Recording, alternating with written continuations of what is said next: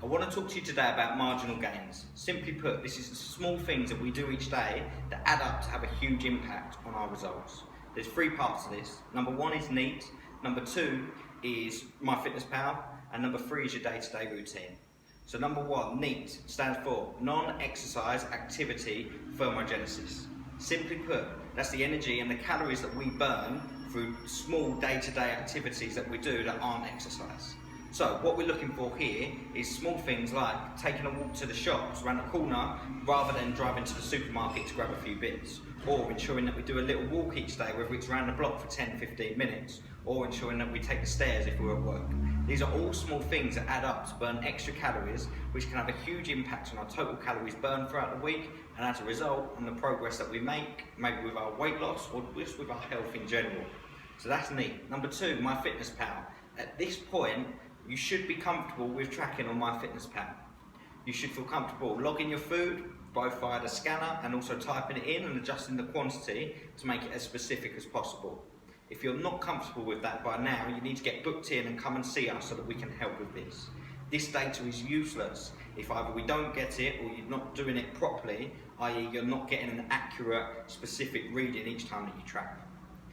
What we want to do to make sure we get the most out of this and to help with our marginal gains is we want you to be as accurate as possible with your logging. We want you to make sure that you log absolutely everything and as specific as possible.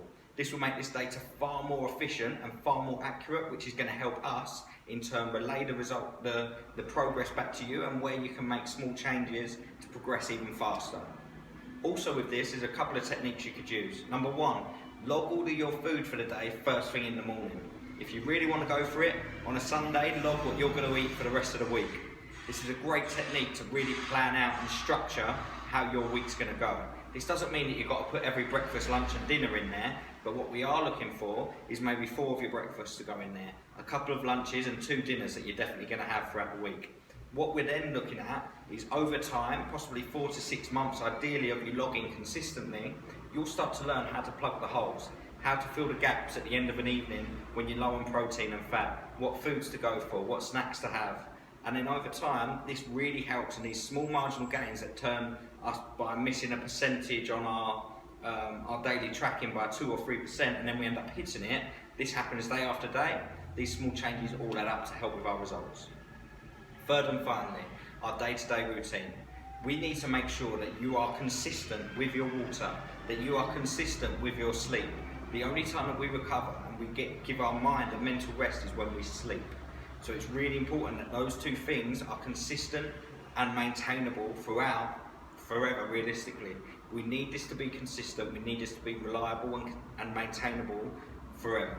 Okay, that's the whole point of this. So just to recap, we've got NEAT, that's basically the energy that you burn when you're not exercising.